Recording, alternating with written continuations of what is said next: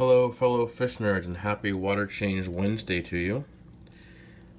Today I'm going to finally reveal to you the mystery fish that I got from my local fish store, Click and Fish. I got it this past Saturday or the Saturday before last, and I posted it in a video. Post a link to that video right here.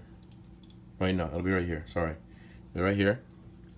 And this is where I talk about the fish and the whole experience. I was pretty excited to see this fish. I've heard about it before, thanks to the guys at Click and Fish, but I haven't seen one in person until I went in there on Saturday and got these fish. Now, obviously the fish are not new guppies, which, by the way, are looking freakishly colored because my daughter likes the pink light on. Let me get this in my daughter's tank temporarily. Let's try the white light. There we go, that's better. So that's the actual natural color of the guppies. These were actually first put in here to help to cycle the tank, and then they now they've been in there to help to distract my daughter from the fact that she doesn't have any more glowfish. So she noticed that she has more fish, but she has not noticed that she is lacking or missing the glowfish. She has noticed that she doesn't see the purple fish anymore, which was one of the glowfish, but all she's really noticed is that there's more fish right now. So she's pretty content, and I'm not going to replace the glowfish, as you all know. So I did not just get these mutt guppies. These mutt guppies were actually bred in my tank or in my driveway over the summer during summer tub, and I'll post links to that series right here. These were born in my driveway over the summer, more than likely. Not sure who their parents are, but anyways, so I didn't get guppies. I'll stop showing guppies. First I'll show is the female, because she's already out. The female is right there next to the sponge. Only one of them. It's just a reflection you're seeing. Can't really tell by looking at her, but what type of fish she is. But those that know fish well enough, Jenna Tucker, or Gina, I forget how it's pronounced. I'll give her a shout out since she was the closest. Post a link to her channel right here. Sorry for my finger taking up the camera again. Top right corner of this video. Post a link to her channel. At least give her a shout out. She was not specific, but she did accurately guess that I got more Apistogrammus. The guys at Click and Fish have realized that that is my weak spot, and I am loving Apistogrammus right now. A dwarf South American cichlid. I'm loving every variation. So there's part of the answer. It is an Apistogramma, and she's being a little bit shy right now. Let's see if I can coax the male out of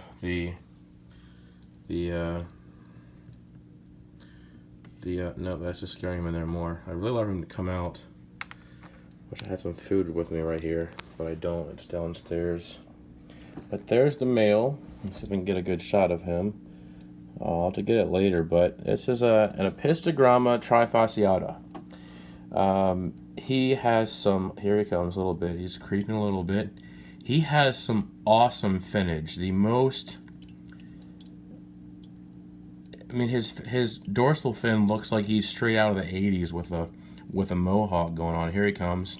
See, he's even knows how I film. He's building the dramatic effect. Cue the dramatic music. Look at that dorsal fin. Look at the rays on that dorsal fin. Look at those things. I mean, you couldn't ask for a better shot right there. You couldn't ask for a better dramatic buildup. I mean, look at that. And he's not even showing off right now. He's just like, yeah, I'm coming out. Look what's out here. These guppies are just crazy. I do feel kind of bad for these fish because my daughter likes to have this tank is her nightlight. So the light is on during the nighttime. So I try to remember to turn the light off during the day so they do get somewhat of a break. And I think that's why he hides it under the heater, is to get some darkness to actually kind of rest a little bit. But also, this is just temporary because this is only a 5-gallon tank. And when I say temporary, I mean I have the tank is set up now. The tank is from the 10-gallon that I resealed last week in my live show. I'll post a link to that video right here. That 10-gallon tank is now it is resealed finally. I finally got some good silicone, and I water tested it outside with rain barrel water, so that way I wasn't wasting any county water that I have to pay for, and it was water that was just sitting there and been filled up by the rain, so it's getting a second use, and then it goes straight into my grass, so it gets used again. So I'm not wasting water. At least I feel a little bit better about it. So anyways, the water test held true. It held water for 24 hours, no leaks. It was completely dry all around, so I was content. I brought it inside. I set it up on a stand. Actually, the stand that I put it on was the stand to start it all. It was the stand that I got my first fish tank, my first 10-gallon fish tank, when I was 5 years old for my 5th birthday. I got some guppies and some swordtails for my 5th birthday. I can still picture it now in the family room growing up. But that is the original stand. I'll take a picture of it later and post it on Instagram probably. Be sure to follow me there at MrScienceGeek. I'll post a picture of it there so you can see the vintageness of this stand. Nothing fancy, but it works after almost 30 years, 29 years. That tank is 29 years old, and it is still holding tanks. I have had to kind of shim it a little bit with some cardboard and some foam to make sure it's not wobbling, so I don't want any busted tanks. But other than that, it's working great. So anyways, I put the 10-gallon on that. I brought in some rainwater from outside, so that way I don't have to worry about chlorine in the water. And it is currently getting up to temperature right now because it's been pretty cold outside the past few nights, down in the 30s.